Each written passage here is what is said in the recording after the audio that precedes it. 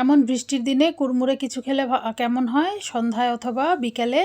তো hello everyone, আসসালামু আলাইকুম। আশা করছি সবাই ভালো আছেন।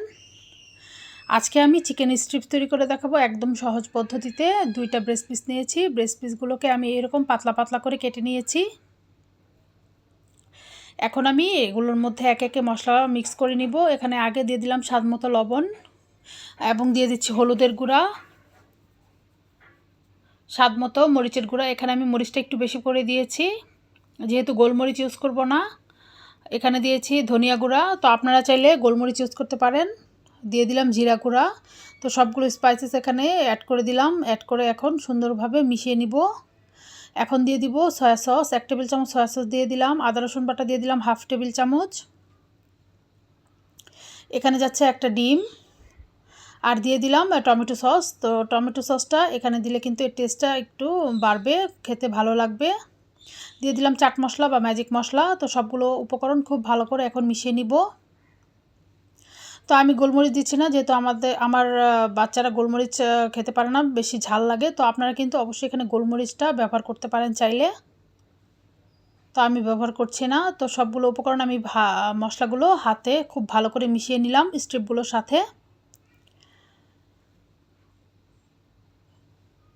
এখন আমি এখানে কোটিংয়ের জন্য নিয়েছি ব্রেড ক্রাম্বস। তো আপনারা চাইলে এখানে ময়দা নিতে পারেন।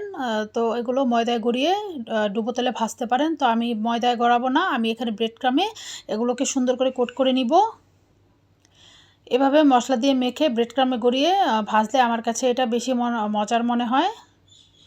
তো আমি এখন ব্রেড ক্রামে গড়িয়ে নিচ্ছি। সবগুলো স্ট্রিপ আমি এখন ব্রেড ক্রামে গড়িয়ে সুন্দর করে একটা প্লেটে করে আমি নর্মাল ফ্রিজে রেখে দেব 1 ঘন্টার জন্য। তো এটা আমি 1 ঘন্টা পর তারপর ভেজে নিব।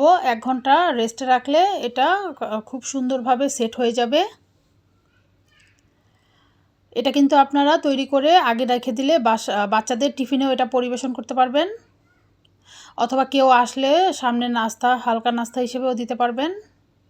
বাচ্চারা যেহেতু চিকেনের ব্রেস্ট পিসটা শুধু শুধু খেতে চায় না, এভাবে যদি করে আপনারা বিভিন্ন ধরনের নাস্তা তৈরি করে দেন তাহলে কিন্তু ওরা অনায়াসেই খেয়ে নেবে। আর এই চিকেন স্ট্রিপটা বড় ছোট সবারই পছন্দ। তো আমি এখন তেলে ভেজে নেব। তো এটা কিন্তু এই নাস্তাটা হতেও একদমই বেশি সময় লাগে না।